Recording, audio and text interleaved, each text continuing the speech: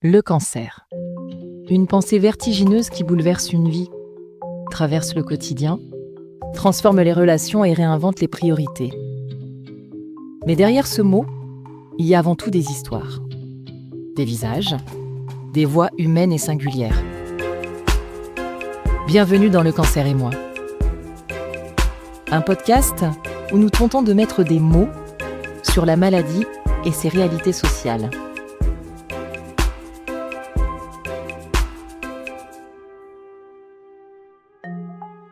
Lors de l'annonce d'un cancer, il est difficile pour les patients d'anticiper les conséquences financières de la maladie. En France, le système de santé est un des meilleurs du monde et prend en charge la quasi-totalité des soins, prévenant ainsi la précarisation liée à l'avancement des frais médicaux. Mais il y a d'autres réalités à prendre en compte pour les patients. Un cancer impacte leur solvabilité et donc leur capacité à emprunter. Les malades doivent pour la plupart s'arrêter de travailler afin de prendre soin d'eux et assumer les traitements. Ainsi, ils doivent se lancer dans des démarches administratives pour continuer à percevoir un revenu. Pourtant, s'il faut avant tout survivre à la maladie, celle-ci ne doit pas nous empêcher de continuer à vivre. Entre maladie, perte de revenus, frais médicaux et démarches administratives complexes, la question financière devient alors rapidement une source d'angoisse supplémentaire. Comment se protéger de la précarité ? Quelles sont les démarches à suivre pour sécuriser ses revenus après l'annonce de la maladie ? Et en tant que personne en bonne santé, que faut-il mettre en place en prévision d'une maladie grave ? Dans cet épisode dédié aux réalités financières derrière un cancer, nous explorons ces questions à travers les témoignages de Lily et Maya, ainsi que les éclairages précieux de Dominique, Ludovic et Nathalie.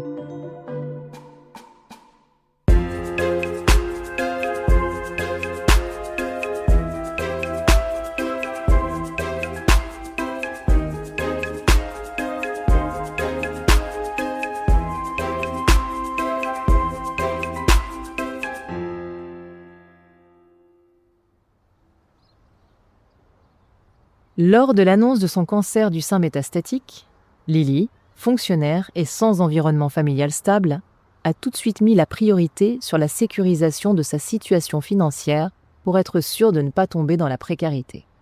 En juin 2018, première annonce cancer du sein et deuxième annonce, pas de chance, cancer du sein métastatique. Et j'ai vrillé assez rapidement et je me suis mis en instinct de survie, à ma grande surprise d'ailleurs. Et j'ai mobilisé toutes les ressources que je pouvais avoir. Et je les identifiées une par une. Et je me suis dit, la famille, c'est une existence socialement. On oublie. On cherche pas à en avoir plus qu'on n'en a pas. Et je me suis dit, OK. Donc, c'est socio-professionnellement où j'avais mes plus grosses craintes. Bien qu'étant fonctionnaire, paradoxe. Mais parce que moi, je savais que une maladie comme le cancer métastatique peut aboutir à la précarisation si c'est mal géré. Et tout de suite, j'ai été voir au niveau de ma mutuelle si je pouvais avoir des aides. J'ai regardé au niveau de mon employeur, donc j'ai déclenché le fameux congé longue maladie et après je l'ai transformé en congé longue durée. Moi, il se trouve que en fait, j'étais primo-accédante, j'étais propriétaire et donc j'ai ouvert l'assurance crédit. Et donc, j'ai été soulagée de ce côté-là, puisque ça me faisait une charge en moins pendant le congé longue durée. Donc là, c'était tant mieux. Mais par contre, ce que je n'avais pas, c'était de prévoyance de maintien de salaire côté employeur, puisque dans la fonction publique, c'est pas obligatoire. Et que ce qui a été horrible, c'est que moi, j'étais en train de monter le dossier, quoi. Donc, à partir du moment où on m'a annoncé un cancer métastatique, j'ai reposé le dossier. Puisqu'il faut savoir que pour les prévoyances de maintien de salaire, en général, vous avez pas loin de 9 mois à 1 an de carence. Voilà. Après, j'ai regardé du côté associatif, de façon très méthodique, tout ça. Et j'ai vu j'ai regardé comment je pouvais être aidée. Et j'ai vite compris que j'avais besoin de faire du sport, de faire des activités méditatives, de découvrir des choses. Parce que du jour au lendemain, vous vous retrouvez de femmes qui travaillaient beaucoup trop à femmes qui n'a plus de travail. Dans le sens où, socialement, vous n'avez plus de travail. Moi, j'étais juste en congé longue maladie. Et c'est un choc aussi. Parce que du jour au lendemain, vous dites, mais je sers à quoi, en fait ? Ce qu'il faut vite comprendre, et là, c'est important de vriller, c'est que là, vous allez peut-être pour la première fois de votre vie être utile à vous-même. Votre projet de vie à ce moment-là, c'est de rester en vie, c'est de garder une qualité de vie. Parce que à l'époque, et c'est toujours le cas, le but est de pas tomber plus bas, de pas tomber plus bas financièrement, de pas tomber plus bas moralement, de pas tomber plus bas même physiquement. Mais j'ai d'abord sécurisé ma vie pour pouvoir vivre et pas survivre et pouvoir aussi continuer à être utile aux autres en ne me mettant pas en danger moi-même.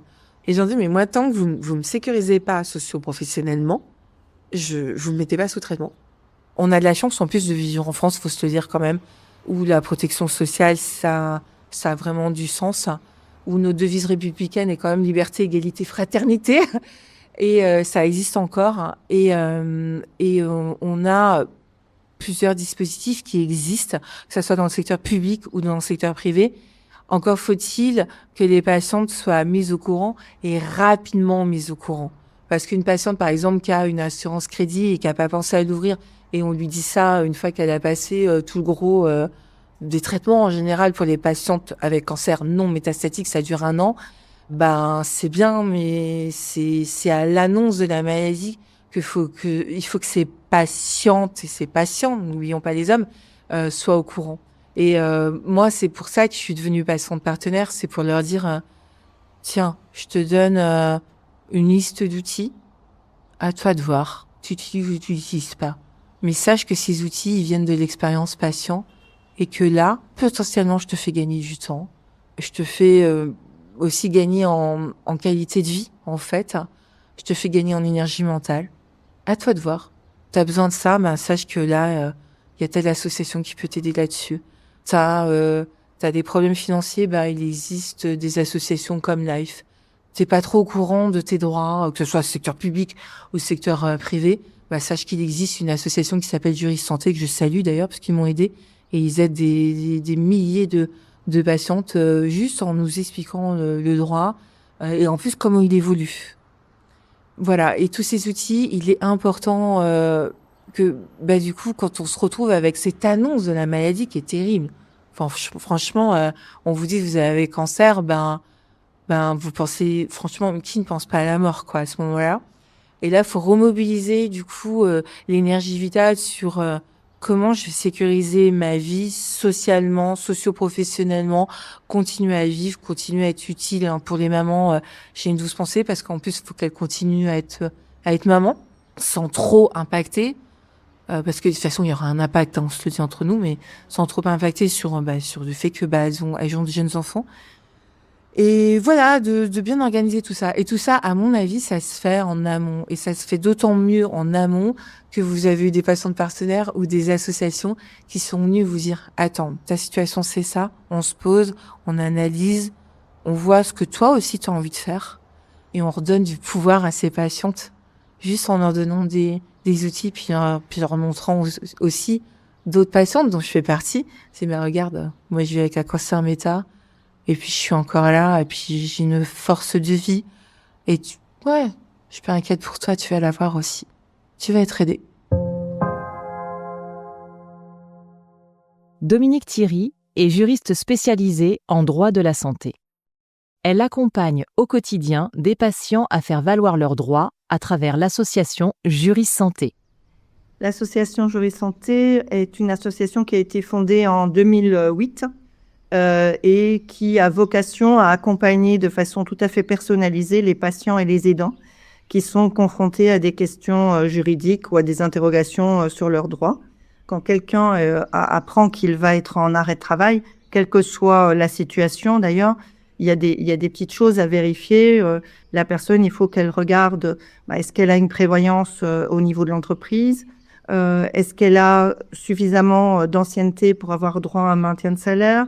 Est-ce que la prévoyance, si elle en a une, au bout de combien de temps elle se met en place ? Est-ce qu'il y a un moment où elle va se retrouver juste avec les indemnités journalières de la sécurité sociale, de manière à anticiper un peu aussi en termes de trésorerie ? Et puis aussi vérifier si elle n'a pas des contrats d'assurance parce qu'elle a un crédit à la consommation, un crédit immobilier.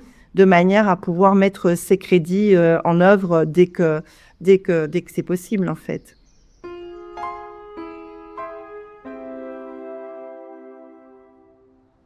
Alors, je suis dans la fonction publique, donc ce que j'ai mis en place, ça s'appelle un congé longue maladie. Et quand c'est supérieur à 1 an, ça se décline après sur 5 ans, dont 3 ans à plein salaire, ce qu'on appelle le plein traitement, et ça s'appelle un congé longue durée, un CLD. Moi, ayant un cancer métastatique, les premières années, je ne savais pas. C'est bien la difficulté de la maladie, c'est que vous ne savez jamais où la maladie vous emmène, entre guillemets. Donc, j'ai fait ce choix-là d'ouvrir, alors que j'étais encore jeune, le CLD. Dans la fonction publique, il faut savoir aussi que les prévoyances de maintien de salaire ne sont pas obligatoires. Eh ouais, c'est ce que beaucoup ignorent. Et c'est très regrettable et très dommageable. Puisqu'on se retrouve paradoxalement avec 5 millions de fonctionnaires. Alors, certains sont couverts, et heureusement. Mais pour grande majorité qui n'ont pas pris de prévoyance de salaire, parce que c'est pas intégré dans le package, et qui se retrouvent en grande difficulté et qui se retrouvent, si la maladie perdure, voire être en situation de précarité. Et ça, c'est pas assez connu, en fait. Et aujourd'hui, ton statut, quel est-il, du coup ? Moi, je suis revenue il y a 3 ans, justement, pour pas me retrouver à demi-salaire. Le fameux congé longue durée qui, au bout de 3 ans, vous vous retrouvez à demi-salaire parce que vous n'avez pas de prévoyance de maintien de salaire. Voilà. Et puis, j'ai été protégée par les lois sanitaires puisqu'on était en période Covid. Et là, pour l'instant, je continue à être en 100% télétravail. Là où ça bloque, c'est il faut que je me batte pour ça. Et là où ça bloque, c'est que la maladie a empêché une évolution de carrière. Voilà, et que ça fait des années que ça dure. Et quand je suis revenue, moi j'ai dit la maladie va pas décider si je deviens un cadre supérieur. Mais qui décide justement cette discrimination ? C'est compliqué. C'est beaucoup de choses. La fonction publique, il faut que vous réussissiez un concours, ou sinon, il faut que vous soyez nommé à l'ancienneté, ou sinon, il faut que des cadres supérieurs vous repèrent et disent voilà. Et quand vous vous retrouvez avec une maladie, forcément, qui va penser à vous ? Et même au titre du handicap, il faut savoir qu'il y a des lois au titre du handicap qui permettent justement d'arrêter ces discriminations. Quand tout va bien, on n'imagine pas que la maladie puisse nous tomber dessus. Pourtant, on connaît tous cet adage. Il vaut mieux prévenir que guérir. Ludovic est assureur et expert dans la mise en place de prévoyance. Donc avant de répondre à la question de savoir ce qu'il est nécessaire de faire et de mettre en place avant d'avoir un cancer sur le plan des assurances, le premier conseil que je serai amené à donner, c'est au titre de la prévention. Car aujourd'hui, nous savons qu'un homme sur 3 et une femme sur 4 aura un cancer avant ses 85 ans. Ça veut dire quand même que ça concerne un grand nombre d'entre nous. Et donc à ce titre, les assureurs ont développé des plans de prévention et de dépistage pour leurs assurés, et des plans qui sont gratuits. Ensuite, sur le plan des assurances, en fait, il y a deux sujets à aborder. Le premier, c'est d'avoir une complémentaire santé pour pouvoir se faire rembourser les soins et les frais de santé engagés pour des consultations de médecins, pour des frais de séjour à l'hôpital, pour tout ce qui est médicaments également. Et puis, dans un deuxième temps, souscrire un contrat de prévoyance, soi-même et ses proches. Oui, alors il faut savoir qu'en France, les salariés bénéficient par l'employeur d'un contrat, des contrats de santé et de prévoyance, parfois dans les grandes entreprises, et que la sécurité sociale permet aussi d'indemniser une certaine perte de salaire jusqu'à un certain niveau, mais qu'ensuite, c'est soit le contrat de prévoyance de l'employeur qui va intervenir, et s'il n'y en a pas, c'est donc le salarié qui subira de plein fouet la perte de salaire. Alors le salarié ou le travailleur non salarié, qui là lui-même n'a pas d'employeur, et donc s'il ne souscrit pas lui-même un contrat de prévoyance, se retrouvera démuni face à une perte de salaire. Donc un contrat de prévoyance, c'est un contrat qui permet de se prémunir des conséquences d'une maladie ou d'un accident, tout simplement, et qui va permettre de percevoir en cas d'arrêt de travail des indemnités journalières, en cas d'invalidité, une rente d'invalidité, en cas de décès ou de perte totale et irréversible d'autonomie, de percevoir un capital, soit soi-même en cas de maintien au domicile pour la suite des soins, soit au profit de ses proches en cas de décès, pour pouvoir les mettre à l'abri financièrement de difficultés financières qu'on imagine bien quand au moins un revenu sur deux disparaît dans un foyer. Et évidemment, une fois que le risque s'est avéré, c'est-à-dire que la maladie s'est déclarée, il ne sera plus possible de souscrire un contrat de prévoyance, alors que souscrit 6 mois avant la déclaration de la maladie, le risque aurait été parfaitement accepté par n'importe quel assureur. Alors le droit à l'oubli, on va dire qu'il y a deux niveaux. Chez les assureurs, pour un contrat de prévoyance, on va faire abstraction de ce qui s'est passé au-delà de 10 ans. On va tenir compte uniquement de ce qui s'est passé dans les 10 dernières années. En revanche, quand vous souscrivez un crédit immobilier ou à la consommation ou autre, et que vous voulez vous assurer pour ce crédit, il y a une convention AREAS qui existe et qui permet de ne pas tenir compte des affections liées au cancer ou à l'hépatite C qui se sont déroulées au-delà de, je crois que c'est 5 ans. C'est vrai que pour mes conseils, c'est de le faire le plus tôt possible dans la mesure de ses moyens financiers, mais en fonction de sa situation familiale, monoparentale, avec ou pas d'enfants, métier à risque, contexte familial avec des facteurs d'hérédité. Lors d'un emprunt, votre banque exige de souscrire à une assurance permettant de garantir votre prêt. En cas de décès ou d'invalidité, c'est l'assurance qui rembourse l'établissement de crédit. Mais pour les personnes présentant un risque aggravé de santé comme un cancer, il n'est pas toujours facile, voire impossible, d'obtenir un prêt avec la même couverture d'assurance et les mêmes conditions tarifaires. Aujourd'hui, alors qu'on peut vivre de plus en plus longtemps avec un cancer, la maladie continue d'impacter les projets de vie des patients, la création d'une entreprise, l'achat d'une maison ou même de sa voiture. Nathalie Laouti-Savario a fondé en 2015 l'association LIFE, qui vient en aide financièrement aux patients atteints de cancer en prenant à leur charge certains de leurs frais financiers.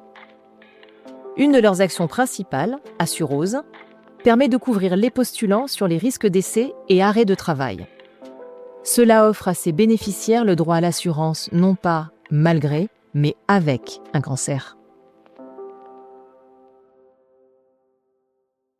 Alors en fait, il y a deux difficultés. La première, c'est de rembourser son prêt quand on est malade, parce que forcément, ses revenus vont bouger. Et il y a des évidences auxquelles on ne pense pas, mais en effet, ces revenus vont bouger. Donc quand on n'est pas assuré ou pas bien assuré, ou qu'on n'a pas prévu certaines choses, ça va être très difficile. Donc parfois, certaines situations sont si compliquées qu'il faut en arriver à vendre le bien qui a été financé ou autre pour pouvoir rembourser parce qu'on n'était pas assuré ou parce qu'au moment où on s'est assuré, on n'a pas tout dit. Donc on se retrouve dans des situations qui sont très compliquées. Ça, c'est le premier problème. Le deuxième problème, c'est de souscrire à nouveau un emprunt quand on a un cancer ou quand on en a eu un. Et ça, c'est le deuxième effet qui se coule. C'est la double peine. En fait, grosso modo, vous avez été malade, vous allez mieux, vous vous dites que vous allez faire des projets. Eh ben non. Et là, on vous explique en France que malheureusement, mais c'est pas comme ça que ça va se passer. Parce que les banques vous prêtent très bien, parce que vous gagnez votre vie, parce que vous retravaillez, parce que tout va bien. Mais on va vous expliquer qu'en fait, on va pas pouvoir vous prêter d'argent parce que vous n'êtes pas assurable. Alors pas parce que on n'a pas envie de vous assurer, tout simplement parce que les assureurs ne veulent pas prendre de risques. Et ça fait des années que ça dure. Parce qu'ils partent du principe que comme vous avez eu un cancer un jour, vous en aurez d'autres. Et que potentiellement, vous allez mourir de ça. Ce qui est une vaste connerie. Parce que potentiellement, j'ai pas plus de chances d'avoir un deuxième cancer que de prendre un autobus en traversant la rue. Donc, le problème, c'est que pendant très longtemps, les statistiques assurantielles des assureurs que l'on connaît de notre place française dataient de l'Antéchrist. Et personne ne les avait jamais mises à jour. Et s'était pas rendu compte qu'aujourd'hui, le cancer, on le soignait. Et que les gens, ils restaient en vie. J'en suis la preuve vivante. Donc aujourd'hui, on a des cancers chez des jeunes enfants, on a des cancers chez des gens actifs, chez des gens jeunes. Le cancer ne touche pas que des retraités. Et donc le problème, c'est que on n'avait pas réalisé que notre modus operandi devait changer, et on n'avait pas réalisé surtout que la population touchée par cette pathologie grave c'était beaucoup rajeuni. Et partant de là, c'est le premier travail que l'on a fait. On a travaillé avec un courtier parisien qui a accepté de travailler avec nous sur le sujet. Et en fait, on a commencé à réfléchir à comment on pourrait mettre à jour l'ensemble de ces données déjà, l'ensemble de ces statistiques. Parce que vous savez, les assureurs ne sont pas des philanthropes, ils travaillent avec des chiffres qu'ils analysent dans un sens, puis dans un autre. Et s'ils gagnent pas d'argent, ils vous disent que vous n'êtes pas assurable. Donc en fait, grosso modo, c'était un peu ça l'idée. Et quand ils se sont rendus compte que finalement, ça faisait beaucoup de monde qui était plus assurable, parce qu'il y a un certain nombre de millions de Français qui sont touchés par un cancer, et que dans ce million de Français, il y a un certain nombre de personnes qui ont moins de 50 ans. Et là, ils se sont dit, ah ouais, mais en fait, potentiellement, c'est une frange de la population qui pourra plus jamais s'assurer dans le cadre d'un emprunt.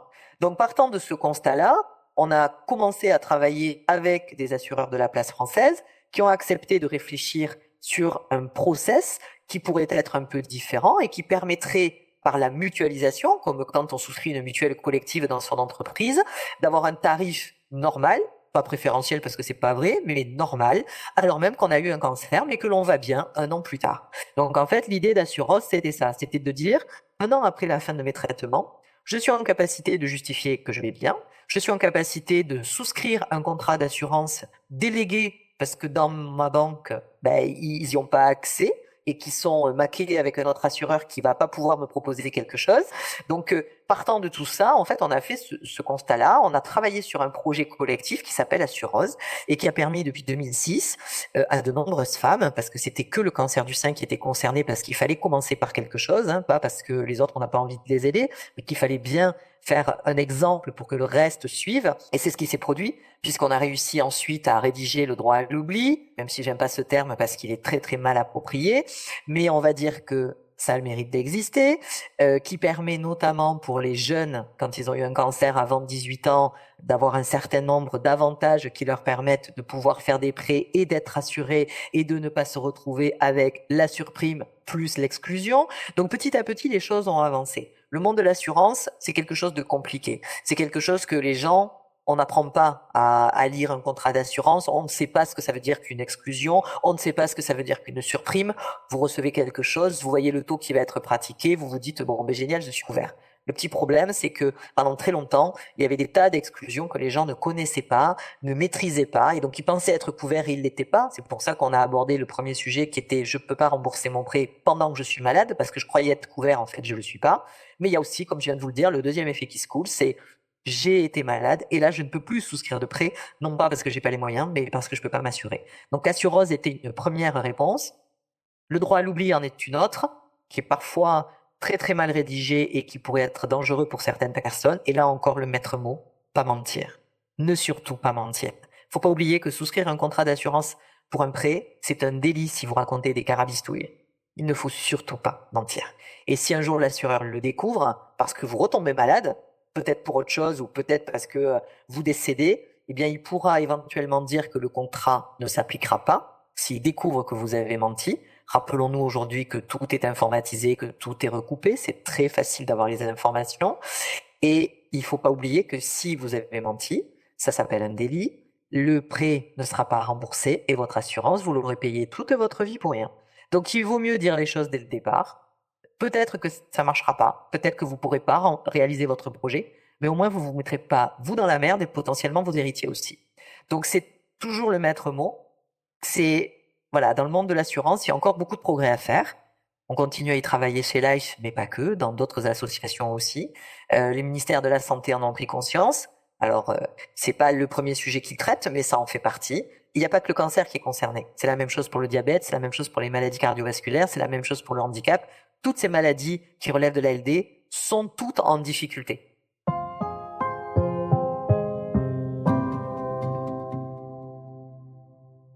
Lors de l'annonce de son cancer, Maya venait tout juste de lancer son entreprise. À seulement 20 ans, elle a dû revoir ses plans d'avenir et se réorganiser autour de la maladie. Pour moi, déjà, il était hors de question que je reste dépendante financièrement de mes parents encore très longtemps. J'ai vraiment... Pourtant, j'aime mes parents de tout mon cœur, mais pour moi, il y a vraiment cette idée de dire « Ok, je suis adulte, j'ai fait le choix d'arrêter des études supérieures parce que j'avais des projets, j'avais de l'ambition, j'avais envie de réussir. » Donc l'idée que jusqu'à mes 25 ans, je sois dépendante financièrement d'eux, que je puisse pas me payer mon voyage qui me fait plaisir avec mes sous que j'ai mérités, c'était inadmissible. Et donc à la fois, j'avais envie de travailler pour ce côté financier, j'avais aussi envie de travailler parce que sinon, je ne faisais rien d'autre que de mes journées. En fait, fondamentalement, sinon j'étais chez moi, je me plaignais sur mon sort et de personnes qui est en chimio, c'est pas facile, c'est fatigant, oui certes. Maintenant, les jeunes, ils ont envie de bosser. On a envie de faire des choses. C'est pas parce qu'on est malade qu'on doit se mettre en arrêt maladie. Mais alors justement, précisément, la journée Ouais. type d'une personne qui est sous chimio et qui en même temps travaille, c'est quoi ? Pour moi, c'était énormément d'organisation. En fait, c'est ça la clé. Moi, c'est vrai que j'ai la chance de pas être salariée. Et c'est un choix, plus qu'une chance. C'est vraiment un choix. Et de me dire, du coup, les semaines où j'ai chimio, je prends tous mes rendez-vous. J'allais chimio le mercredi en général. Donc je prenais mes rendez-vous le lundi, mardi. Mais là, je faisais du 9h, 19h. Je remplissais tout dans ces journées-là. Et le mercredi, j'étais en chimio et je ne mettais rien jusqu'au vendredi. Et après, je recommençais à bosser la semaine d'après. Et en fait, au final, j'ai réussi à organiser toute ma vie autour de ça. Mais comment on fait quand on est sa propre entreprise? C'est-à-dire, est-ce qu'il y a des démarches à mettre en place? Comment ça se passe? Parce que, évidemment, quand on est malade, on a un statut particulier. Donc, est-ce qu'on a des aides de l'État? Comment ça se passe? Alors, ça dépend. Moi, c'est vrai que j'ai fait une demande très rapidement à la MDPH pour être reconnue personne en situation de handicap. Non seulement parce que j'avais envie d'avoir le statut, parce que c'était ma réalité, hein, j'étais très fatiguée. Voilà, c'est un privilège, entre guillemets, ce qui n'est pas un privilège d'avoir un cancer, mais dans l'autre cas, c'est pas mal de se dire, voilà, j'ai des aides.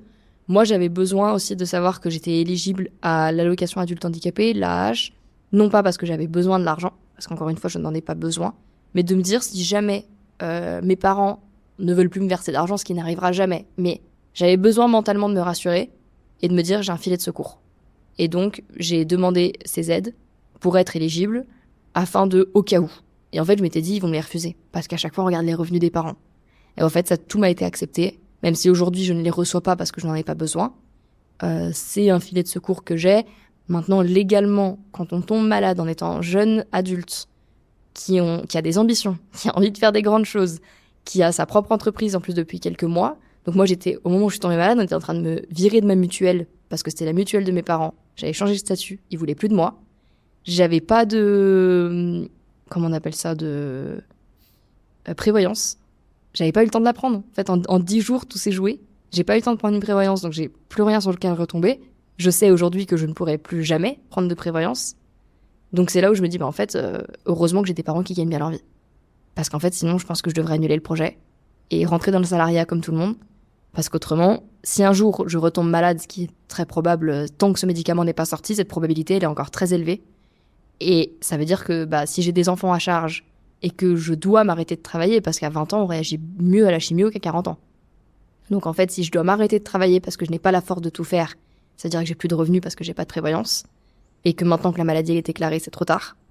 Donc heureusement que j'ai des parents sur lesquels retomber. Financièrement, en tout cas, c'est ultra important. Parce que l'État, moi j'estime que l'État, il nous aide autant qu'il peut, mais que c'est un choix que j'ai fait d'être indépendante.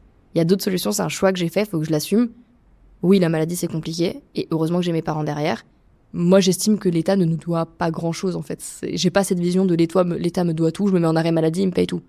Moi, j'aime bien travailler. Et ces informations-là, tu les as eues comment? C'est-à-dire, c'est toi qui as cherché ou tu as été orienté par une association ou à l'hôpital, on t'a dit, tiens, il faut vous adresser à tel ou tel organisme et on va... Alors, moi, la chose principale qui m'a été conseillée, c'est le dossier MDPH. Et ça m'a été conseillé par l'association AJA de l'hôpital, donc Adolescents Jeunes Adultes, qui, moi, m'ont vraiment, vraiment beaucoup dépanné. Ils avaient même un chéquier jeune, le pass AJA, ils appelaient ça, où il y avait 10 séances offertes chez des professionnels. Donc il y avait de la réflexologie plantaire, il y avait un ostéo, il y avait une esthéticienne, enfin, il y avait plein de choses pour le parallèle, pour tout ce qui est médecine parallèle. Et ça, c'était précieux. C'est de l'argent que j'ai pas eu à dépenser. Et en parallèle de ça, dans la même structure, ils avaient psychologue, APA, etc. Et ils avaient une assistante sociale.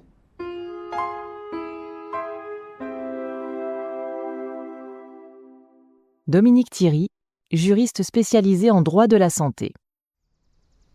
Alors, la problématique pour un micro-entrepreneur ou un auto-entrepreneur, quelqu'un qui a créé sa structure, mais ça va être que on ne va pas regarder les 3 derniers mois de travail avant l'arrêt maladie pour lui ouvrir des droits, c'est qu'on va aller regarder les 3 dernières années de travail. Donc, il suffit que dans ces 3 dernières années, il y ait peu de bénéfices pour impacter de manière négative les indemnités journalières qui vont être servies. De plus, pour les personnes qui rentrent dans la vie active, et là que ce soit au titre de micro-entrepreneur ou même de salarié, on n'a pas d'ancienneté. Donc à partir du moment où il n'y a pas d'ancienneté, où on n'a pas ces 3 ans pour le micro-entrepreneur, ces 3 années antérieures de bénéfices, on va avoir un revenu qui va être fatalement beaucoup plus bas, puisque pour le salarié qui n'a pas d'ancienneté, il n'y aura pas de maintien de salaire. Et éventuellement, il n'y aura pas de prévoyance non plus parce qu'il faudra attendre 1 an pour la mise en place de la prévoyance. Pour la personne qui est en micro-entreprise, à partir du moment où elle vient de créer sa micro-entreprise, effectivement, elle a très peu de chiffre d'affaires, donc un risque d'avoir très très peu d'indemnité journalière, voire pas d'indemnité journalière du tout. Alors, il faut quand même avoir conscience que si on n'a pas un minimum de cotisation, quel que soit le statut, qu'on soit salarié ou qu'on soit micro-entreprise, on peut aussi ne pas ouvrir du tout d'indemnité journalière. Donc pour certains, quand on vient de créer son activité ou qu'on vient de prendre un poste et qu'on n'a pas eu de poste avant, ça veut dire qu'il y a zéro revenu qui sont proposés. Et là, il va falloir monter un dossier auprès de la maison départementale des personnes handicapées avec une demande d'allocation adulte handicapé qui sera accordée si l'état de santé est suffisamment grave pour engendrer une situation qui puisse être reconnue comme un handicap par la commission, par la CDAPH. Et dans ce cadre-là, effectivement, générer un revenu minimum, puisque l'allocation adulte handicapé, en fait, c'est un revenu minimum garanti pour les personnes qui sont en situation de handicap, soit entre 50 et 79% avec une restriction substantielle et durable à l'emploi, soit à 80% ou plus, où là, c'est de droit. Et là, effectivement, là, on pourra avoir un revenu qui va compenser le fait qu'on ne puisse pas travailler pendant une certaine période. Mais c'est spécifiquement pour les jeunes qui entrent dans la vie active, quel que soit leur statut, finalement, ils peuvent se retrouver avec rien du tout. Et puis aussi, l'autre problématique, c'est que pour les micro-entrepreneurs ou les personnes qui créent leur entreprise, dans tous les cas de figure, la recommandation, c'est, dès qu'on crée son entreprise, c'est de cotiser pour une prévoyance, de manière à ce que la prévoyance puisse prendre le relais. Mais là, ça dépend aussi des contrats. Il y a des contrats qui sont liés au fait de percevoir quelque chose au niveau des indemnités journalières, d'autres qui vont s'impacter même si on ne reçoit rien de la sécurité sociale. Donc là, il faut faire très attention au type de contrat qu'on va prendre. Mais au plus le contrat sera protecteur, au plus le contrat sera cher aussi. Et puis, en plus, pour les personnes jeunes, en fait, on pense pas qu'on risque d'avoir un cancer. Donc, c'est pas le premier réflexe, c'est d'aller demander, d'aller se renseigner pour obtenir, pour adhérer à une prévoyance. Donc, effectivement, il y a des situations qui peuvent se complexifier aussi par rapport aux personnes jeunes. Et puis, la personne jeune qui est salariée, elle, éventuellement, elle va avoir la prévoyance obligatoire de l'entreprise, mais en général, à 20 ans, 25 ans même, jusqu'à 30 ans, vous croyez invincible, enfin c'est normal, on n'imagine pas qu'on puisse tomber malade et avoir besoin d'indemnités journalières, de maintien de salaire, de prévoyance. Donc c'est difficile d'avoir ces réflexes-là quand on est très jeune. Mais moi, je vois des personnes qui ont 45 ou 50 ans, qui viennent de rebasculer vers justement de quitter le salariat pour créer leur structure. Et en fait, ce qu'elles craignent, ce qu'elles voient, c'est que c'est quand même très coûteux. Et elles se disent, j'ai pas 200 ou 250 euros par mois à mettre dans une prévoyance, selon l'âge, puisque la prévoyance, au plus le salarié est âgé, au plus la prévoyance sera chère. Et puis, en plus, il n'y a pas de droit à l'oubli concernant les prévoyances. Donc, si les personnes qui prennent une prévoyance ont déjà un problème de santé antérieur, elles peuvent même se voir refuser l'accès à la prévoyance. Donc, c'est une problématique qui est assez compliquée quand même. Les démarches administratives pour mettre en place son arrêt de travail long ne concernent pas juste les travailleurs actifs. En effet, les personnes au chômage sont aussi concernées. Alors, pour les personnes qui sont demandeurs d'emploi, tout dépend si ce sont des personnes qui ont été indemnisées ou pas. Donc, ce qu'il faut savoir, c'est que souvent, en fait, les personnes qui sont demandeurs d'emploi, ils pensent qu'ils n'ont aucun droit aux arrêts maladie ou au passage en invalidité, alors que c'est pas le cas. Parce que ce qui se passe, c'est que s'ils sont indemnisés, ils s'arrêtent à un moment donné, il y a un diagnostic de cancer. À ce moment-là, ils peuvent tout à fait, sous les 72 heures, ils doivent informer France Travail de leur arrêt de travail. qui va les mettre sur une liste spécifique chez France Travail. On va geler leurs droits chez France Travail, en gros, jusqu'à ce qu'ils aient terminé tous leurs arrêts de travail. Et de l'autre, il faudra qu'ils se réinscrivent si l'arrêt de travail est de plus de 15 jours, ce qui est souvent le cas pour les personnes qui ont un cancer. Et puis, ils vont envoyer leur arrêt de travail à l'assurance maladie. Et l'assurance maladie va se positionner sur l'année qui a précédé leur inscription à Pôle emploi pour calculer leurs droits. Je vous fais la situation la plus simple. La personne, d'ailleurs, qui arrive en fin de droit chez Pôle emploi, qui a été indemnisée, pendant 12 mois, elle conserve néanmoins des droits à pouvoir actionner des indemnités journalières. Donc ça, c'est quelque chose qui est peu connu des demandeurs d'emploi. Et puis après, il y a une autre problématique également. Il y a des demandeurs d'emploi qui savent très bien qu'effectivement, ils peuvent demander les indemnités journalières de la sécurité sociale, mais qui ont peur de les demander parce qu'ils pensent que les indemnités journalières de la sécurité sociale vont être calculées sur leur allocation de retour à l'emploi, d'aide au retour à l'emploi. Donc, sur leur chômage, en gros. Donc, effectivement, comme ils pensent que c'est l'allocation d'aide au retour à l'emploi qui va être prise en compte et qui est elle-même, et souvent c'est 57% du brut de leur salaire, si effectivement, moi, ils me disent, oui, mais moi, je peux pas vivre avec 50% de mes 57%. Or, c'est pas ça qui est pris en compte. On va vraiment sur la période antérieure.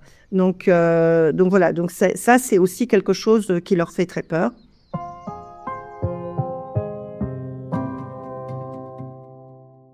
Nathalie, fondatrice de l'association Life, est une ancienne patiente qui ne connaît que trop bien les risques de précarisation suite à l'annonce d'un cancer. Grâce aux ressources développées durant cette épreuve, son association Life vient en aide partout en France aux autres patients afin de les sortir de la précarité amorcée par la maladie. Donc, je suis Nathalie Laouti-Savario, la fondatrice de l'association Life is Rose, anciennement son ancien nom, qui aujourd'hui s'appelle Life, qui depuis 12 ans accompagne des familles dans l'ensemble du territoire français qui se retrouvent en situation de précarité ou de difficulté matérielle, financière ou familiale pendant la prise en charge d'une pathologie cancéreuse ou après, ça peut arriver aussi. Donc l'association, depuis 12 ans, œuvre bénévolement aux côtés des familles et aux côtés des travailleurs sociaux qui en ont cruellement besoin. Alors en fait, j'ai moi-même été touchée par le cancer et j'étais notaire, je me croyais à l'abri, je me croyais protégée financièrement, matériellement et puis familialement, parce qu'on n'imagine pas que en plus de devoir se soigner d'un cancer à 34 ans, on va devoir gérer tout un tas d'autres problématiques. Et en fait, c'est ma propre expérience qui, en ayant pris le premier autobus dans la tête le jour où on m'a appris que j'avais un cancer à 34 ans, j'ai pris le deuxième autobus dans la tête quand j'ai réalisé que professionnellement, ça allait être très compliqué, même si je pensais avoir un métier sécure et des associés bienveillants, ce qui n'a pas été le cas. Et je ne fais pas exception, ce n'est pas un cas d'école. Malheureusement, ce sont des situations qui se retrouvent assez couramment.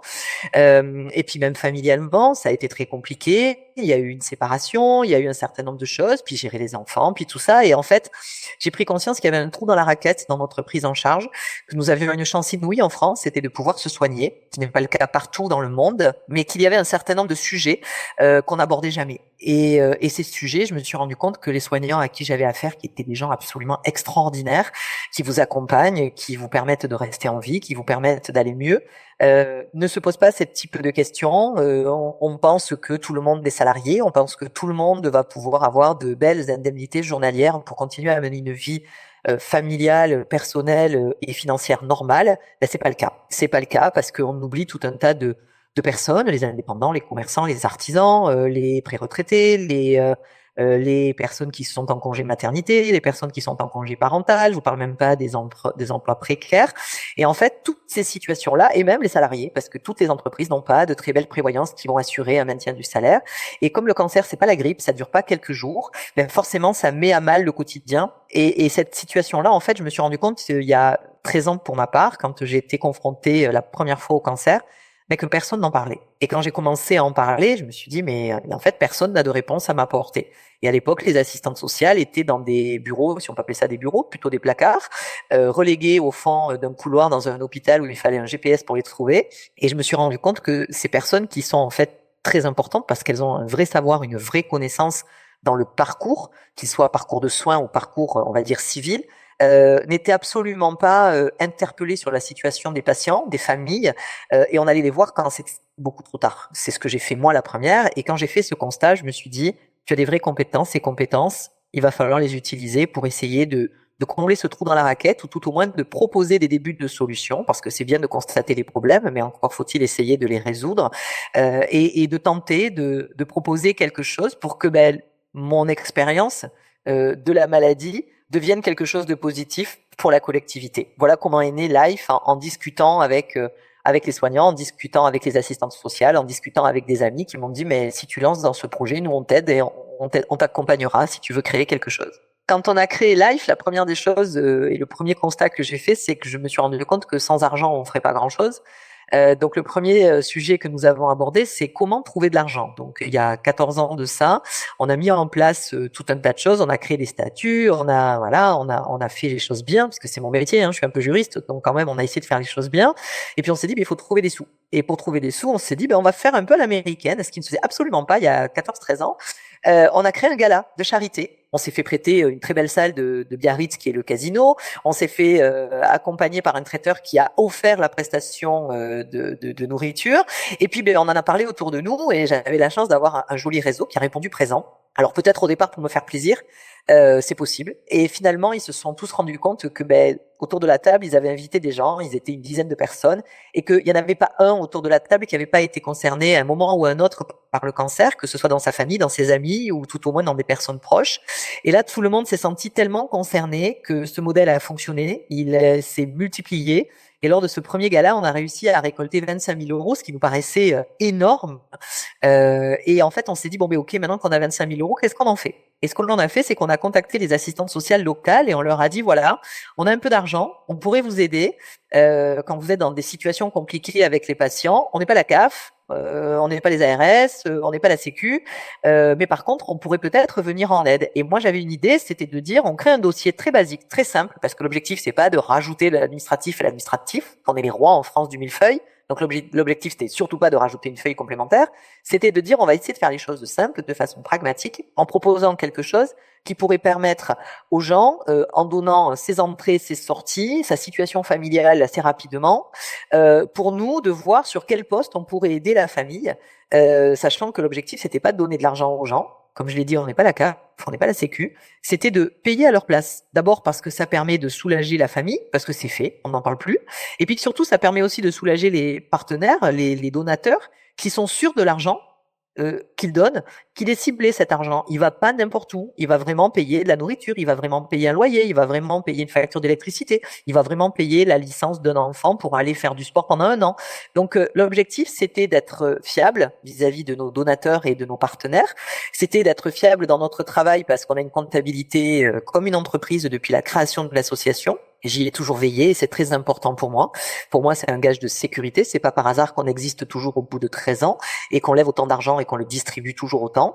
Et puis surtout, c'était aussi un moyen d'aider les travailleurs sociaux simplement et d'aider les familles sans qu'elles aient besoin de se justifier sur l'argent qui leur avait été remis, etc. Puisque du coup, on sait où il va puisque c'est nous qui payons à leur place.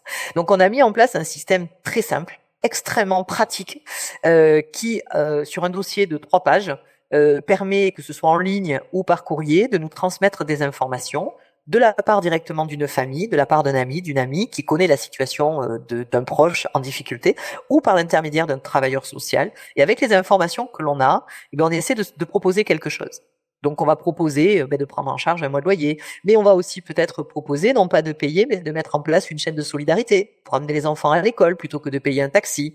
On va aussi proposer, plutôt que de payer une cantine, d'appeler l'école, si la patiente ou le patient est d'accord, de négocier avec l'école en disant « Cette famille est en difficulté, vous pourriez les aider ». Et ça marche très très bien. On n'a jamais payé un déménagement. On appelle les déménageurs, on explique la situation, ils prennent en charge, ils aident. Donc finalement, on se rend compte que la solidarité, elle peut fonctionner. Il suffit juste de la solliciter, il suffit d'expliquer les choses, ce que moi, la première en étant malade, je n'ai pas fait, mais que souvent les patients et les familles n'osent pas faire non plus. Donc l'objectif, c'était de solliciter les gens en leur disant « Mais attendez, vous êtes dans une situation de difficulté qui va durer un certain temps dans votre existence. Cette situation de difficulté, il faut essayer de trouver des solutions. Nous, on n'est pas la fée Clochette. J'adorerais avec un petit coup de baguette magique résoudre tous les problèmes de tout à chacun. C'est pas le cas. Mais par contre, d'un point de vue purement pragmatique, en se disant, ok, si j'étais dans cette situation, de quoi j'aurais réellement besoin là tout de suite? C'est quoi ma priorité? C'est de remplir mon frigo, c'est de sécuriser mon logement, c'est de faire en sorte qu'on ait du chauffage tout l'hiver, c'est de faire en sorte que mes enfants continuent à aller à l'école avec la carte de bus alors que je peux pas l'acheter, mais moi j'arrive à gérer mon petit budget au quotidien. En fait, on s'est posé des questions que monsieur, madame, tout le monde doivent se poser. La seule difficulté, c'est que quand on est malade, on se pose la première question, c'est de survivre, c'est d'assumer les traitements, de les affronter parce que c'est un vrai combat. Mais le problème, c'est qu'on se pose pas ces questions du quotidien. Elles vous rattrapent et elles vous rattrapent très très vite. Donc ce travail que l'on a fait au départ, qui était un petit peu du tâton, parce qu'on y a été au début, on savait pas trop où on allait, où on mettait les pieds. On a échangé avec des travailleurs sociaux qui nous ont dit mais c'est génial parce que ça vient compléter toutes les aides potentielles institutionnelles que l'on pourrait débloquer, mettre en place, qui parfois sont absolument pas adaptées. Parce que quand vous faites revoir votre dossier CAF alors que vous êtes en difficulté là tout de suite parce que vous venez d'apprendre que vous avez un cancer, on tient compte de vos revenus à N-2. À N-2, j'allais bien, je gagnais ma vie, j'avais pas de problème. Sauf que là, aujourd'hui, je peux plus payer mon loyer. C'est maintenant que j'ai besoin d'aide. Et c'est en ça que notre système, il est pas adapté à la problématique de la mauvaise nouvelle d'un pépin de santé. Et c'est en ça que Life a comblé ce trou dans la raquette en étant aux côtés des travailleurs sociaux ou aux côtés des familles directement, en essayant de combler, très humblement bien sûr, parce qu'on ne peut pas tout résoudre, cette phase de difficulté qui fait que, en fait, on travaille, on est actif, du jour au lendemain les choses vont changer, et en fait on n'a pas de solution d'urgence pour accepter cette situation et pour l'accompagner correctement. Et les travailleurs sociaux, on a commencé à travailler ensemble en se disant mais on a des connaissances, on a des compétences, on a des bénévoles qui arrivent d'horizons divers et variés. Pendant très longtemps, j'ai été la seule qui avait eu un cancer.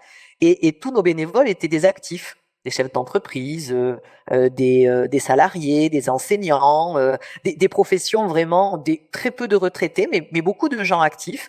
Et en fait, tout le monde avait une expérience. Et cette expérience, on l'a mise au service de la collectivité en se disant, le travailleur social, il a pensé là à l'urgence tout de suite. Il a même pas pensé que la personne, elle avait un crédit sur le dos et qu'on pouvait mettre en route son assurance. Normal? Il n'y a pas pensé. C'est pas à ça qu'on vous forme quand vous faites votre formation de travailleur social. Donc ça, c'est des choses sur lesquelles nous, on a alerté en disant, mais attendez, madame machin, là, ou monsieur machin, il a un prêt sur le dos. Un prêt à la conso, un prêt pour sa maison, un prêt pour les études de son enfant, mais il est assuré.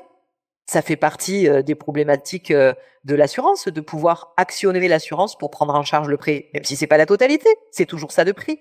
Et toutes ces choses, petit à petit, on a réussi à mettre en place de l'échange intelligent avec les travailleurs sociaux sur des sujets sur lesquels ils n'étaient pas formés ou pas forcément alertés.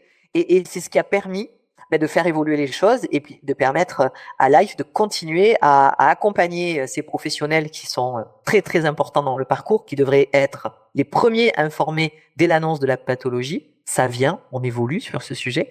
Et puis les familles, bien sûr, qu'on continue à accompagner depuis toutes ces années.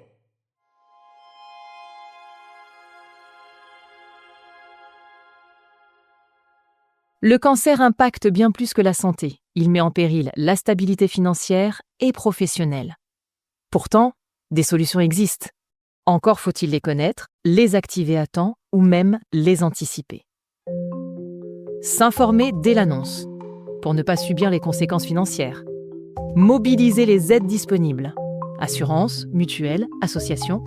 Enfin et surtout, ne pas hésiter à demander de l'aide auprès des experts et des associations. Parce que survivre à la maladie ne doit pas empêcher de continuer à vivre. Merci infiniment aux associations Jury Santé et Life pour leur aide précieuse dans la création de cet épisode. Si vous avez des questions ou inquiétudes financières pour vous ou un de vos proches atteints d'un cancer, rendez-vous sur leur site internet. Tous les liens sont en description. Vous y trouverez des informations et fiches pratiques précieuses pour vous accompagner.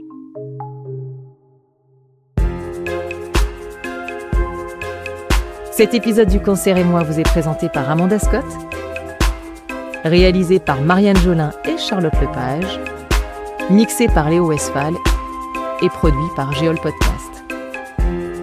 Merci à tous les intervenants de cet épisode qui ont accepté de nous partager leur quotidien et leur expertise.